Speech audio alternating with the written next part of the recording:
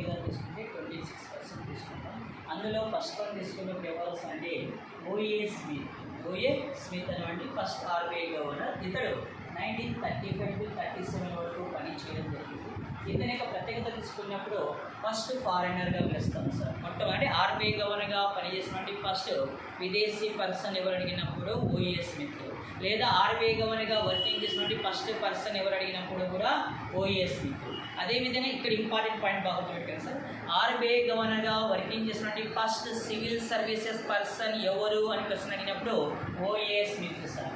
First civil services person ఎవరంటే O A Smith తీసుకోవచ్చు. Next second one James Taylor అనే అతను 1937 నుండి 43 వరకు ఆర్బీఐ గవర్నర్గా వర్కింగ్ చేయడం జరిగింది. ఇతని యొక్క ప్రత్యేకతలో తీసుకున్నప్పుడు ఆర్బీఐ గవర్నర్గా వర్కింగ్ చేసిన వ్యక్తుల్లో ఆర్బీఐ డిప్యూటీ గవర్నర్గా వర్కింగ్ చేసి ఆర్బీఐ గవర్నర్ పదవిని అధిరోహించినటువంటి ఫస్ట్ డిప్యూటీ గవర్నర్ ఎవరు తీసుకుంటే ఎవరు సార్? జేమ్స్ టేలర్ అనే వ్యక్తి సార్. డిప్యూటీ గవర్నర్గా పనిచేసి గవర్నర్. నెక్స్ట్ ఆర్బీఐ గవర్నర్గా వర్కింగ్ చేసినటువంటి థర్డ్ పర్సన్ ఏం తీసుకుంటే సిడి దేశ్ముఖ్. ఇతను 1943 నుండి 1949 వరకు ఆర్బీఐ గవర్నర్గా వర్కింగ్ చేశాడు.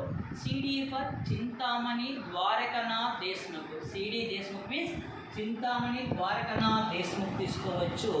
ఇతడు యొక్క ప్రత్యేకత తీసుకున్నప్పుడు ఫస్ట్ ఇండియన్ సార్. ఆర్బీఐ గవర్నర్గా వర్కింగ్ చేసినటువంటి ఫస్ట్ ఇండియన్ పర్సన్ ఎవరని క్వశ్చన్ అడిగినప్పుడు C D Deshmukh sir. First Indian గవర్నర్గా తీసుకోవచ్చు. అదేవిధంగా ఇతడు ఆర్బీఐ గవర్నర్గా 1943 నుండి 1949 వరకు వర్కింగ్ చేసిన తర్వాత యూనియన్ ఫినాన్స్ మినిస్టర్గా పనిచేసినటువంటి వ్యక్తి కూడా ఇతడు సార్. భారతదేశపు ఆర్థిక మంత్రిగా పనిచేశాడు. ఆర్థిక మంత్రిగా పనిచేయడం జరిగింది. అదేవిధంగా భారతదేశంలో first time vote on account బడ్జెట్ను ఇంట్రడక్షన్ చేసినటువంటి ఫినాన్స్ మినిస్టర్ ఎవరని క్వశ్చన్ అడిగినప్పుడు కూడా సిడి దేశ్ముఖ్. బాగా గుర్తుపెట్టారు సార్. ఇది గ్రూప్ 2లో మోస్ట్ ఇంపార్టెంట్ అడగడానికి అవకాశం ఉన్న పాయింట్. ఓట్ ఆన్ అకౌంట్ బడ్జెట్ను గవర్నమెంట్ ఆఫ్ ఇండియా ఏ సంవత్సరంలో ఫస్ట్ టైం ఇంట్రడక్షన్ చేసిందంటే 1951-52. ఆనాటి ఫినాన్స్ మినిస్టర్ ఎవరు క్వశ్చన్ అడిగినప్పుడు సిడి దేశ్ముఖ్ హయాంలో ప్రవేశపెట్టడం జరిగింది. నెక్స్ట్ ఆర్బీఐ గవర్నర్గా వర్కింగ్ చేసినటువంటి fourth person PN Rao. వెనగల్ Narasinga Rao 49 to 56. ఇతని యొక్క ప్రత్యేకత తీసుకొచ్చండి. లాంగ్ టైం ఆర్బీఐ గవర్నర్గా వర్కింగ్ చేసిన వ్యక్తి ఎవరంటే పిఎన్ రావు. లాంగ్ టైం ఆర్బీఐ గవర్నర్గా పనిచేసిన వ్యక్తి సార్. అదేవిధంగా ఆర్బీఐ గవర్నర్గా వర్కింగ్ చేసినటువంటి తెలుగు పర్సన్స్ ఎంతమంది తీసుకున్నా అంటే 2 నెంబర్స్.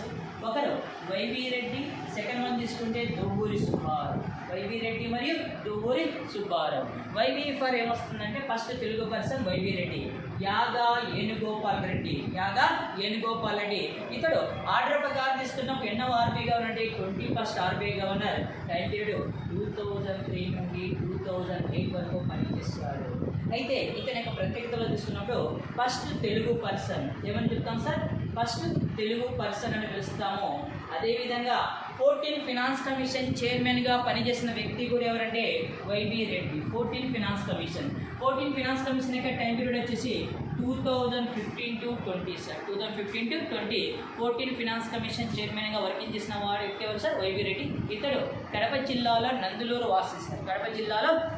వాసిగా తీసుకోవచ్చు. Next second Telugu person Duvvuri Subbarao. ఇతడు 22nd పర్సన్ సార్. ఆర్బీఐకి ఎన్నో వ్యక్తి దువ్వూరి సుబ్బారావు 22nd. ఇతడు 2008 నుండి 13 వరకు పనిచేశాడు. ఇతడు వచ్చేసి సెకండ్ తెలుగు పర్సన్ అని పిలుస్తాము. వైవి రెడ్డి కావచ్చు, దువ్వూరి సుబ్బారావు కావచ్చు, ఇద్దరు కూడా సివిల్ సర్వీసెస్ పర్సన్స్ అంటే రిటైర్డ్ ఐఏఎస్ ఆఫీసర్స్. ఇద్దరు కూడా రిటైర్డ్ ఐఏఎస్ ఆఫీసర్గా పనిచేసినటువంటి వ్యక్తులను కూడా ఆర్బీఐ గవర్నర్గా అపాయింట్మెంట్ చేయడం జరిగింది government of India. Next one తీసుకుంటే 23rd రఘురామ్ రాజన్ లేదా రఘురామ్ రాజన్ లేదా పూర్తి పేరు తీసుకుంటే రఘురామ్ గోవిందరాజన్. తమిళనాడు రాష్ట్రవాసి సార్. తమిళనాడు రాష్ట్రవాసి తీసుకోవచ్చు. టైం పీరియడ్ 2013 to 16 వరకు వర్క్ చేయడం జరిగింది. ఇతని యొక్క ప్రత్యేకత ఏం తీసుకోవచ్చు అంటే ఆర్బీఐ గవర్నర్గా వర్కింగ్ చేసినటువంటి పర్సన్స్లో యంగెస్ట్ పర్సన్ ఎవరంటే Raghuram Rajan sir. Youngest RBI governor ఎవరు తీసుకుంటాం? రఘురామ్ రాజన్. అదేవిధంగా ప్రజెంట్ ఇతడు ఏ యొక్క యూనివర్సిటీ యొక్క అనుబంధ సంస్థలో ప్రొఫెసర్గా పనిచేస్తున్నాడే చికాగో యూనివర్సిటీ అనుబంధ సంస్థల్లో ప్రొఫెసర్గా పనిచేస్తున్నాడు. చికాగో యూనివర్సిటీ అనుబంధ సంస్థలో ప్రొఫెసర్గా పనిచేస్తున్నాడు. అదేవిధంగా మరొక పాయింట్ సార్, గ్రూప్ 2లో మోస్ట్ ఇంపార్టెంట్, IMF చీఫ్ ఎకనామిస్ట్గా ఎంపిక కాబడి వర్కింగ్ చేసిన ఫస్ట్ ఇండియన్ ఎవరు అడిగినప్పుడు Raghuram Rajan sir. IMF chief ఎకనామిస్ట్గా పనిచేసేటువంటి ఫస్ట్ ఇండియన్ ఏమంటే రఘురామ్ రాజన్ తీసుకోవచ్చు. అదేవిధంగా best central bank governor award అందుకున్న ఫస్ట్ ఇండియన్ ఎవరు అడిగినప్పుడు రఘురామ్ రాజన్ సార్.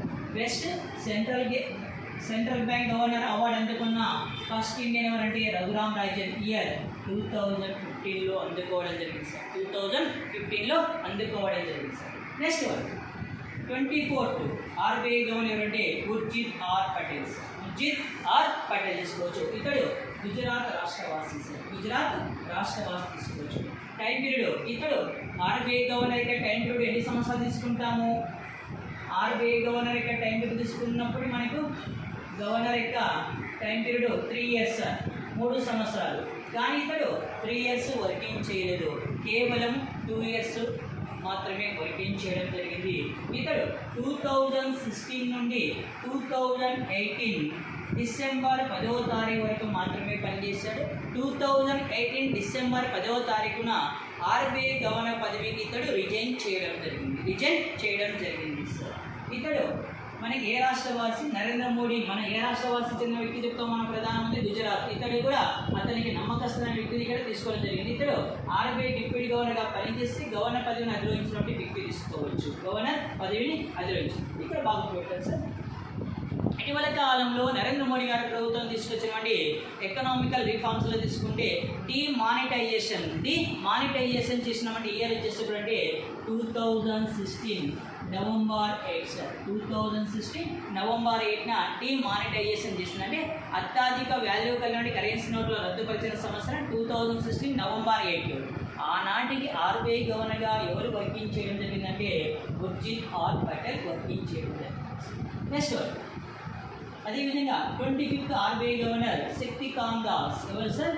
శక్తికాంత్ దాస్. ఏ రాష్ట్రవాసి అంటే ఇతను తీసుకున్నప్పుడు ఒడిశా రాష్ట్రవాసి తీసుకోవచ్చు. ఇతడు 2018 డిసెంబర్ 12 నుండి 2024 డిసెంబర్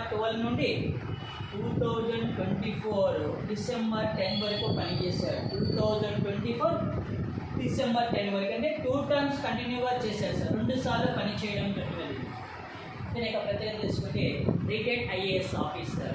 ఇతడు నోట్లను అత్యధిక వాల్యూ గల డిమానిటైజేషన్ చేసిన నాటికి యూనియన్ ఫినాన్షియల్ సెక్రటరీ జనరల్గా ఎవరు పనిచేస్తుంటారంటే యూనియన్ ఫినాన్స్ సెక్రటరీ జనరల్గా పనిచేసిన వ్యక్తి ఎవరంటే మనకు శక్తికాంత్ దాస్. అంటే అత్యధిక వాల్యూ గల కరెన్సీ నోట్ల రద్దు చేసినానికి కేంద్ర ఆర్థిక ప్రధాన కార్యదర్శి ఎవరు తీసుకోవచ్చు? Union financial secretary general Shaktikanta Das పనిచేస్తుంటాడు. ఇతడు రిటైర్డ్ IAS ఆఫీసర్. అదేవిధంగా best central bank governor award అందుకున్న సెకండ్ ఇండియన్ ఎవరు అడిగినప్పుడు ఎవరు? Shaktikanta Das. Best central bank governor award వరుసగా 2 సార్లు అందుకున్న ఇండియన్ ఎవరు తీసుకుంటే శక్తికాంత్ దాస్. ఎప్పటి నుంచి ఎప్పుడు sir?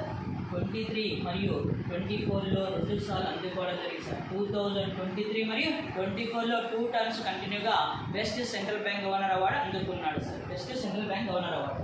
Next 26th RBI governor Sanjay Malhotra, Rajasthan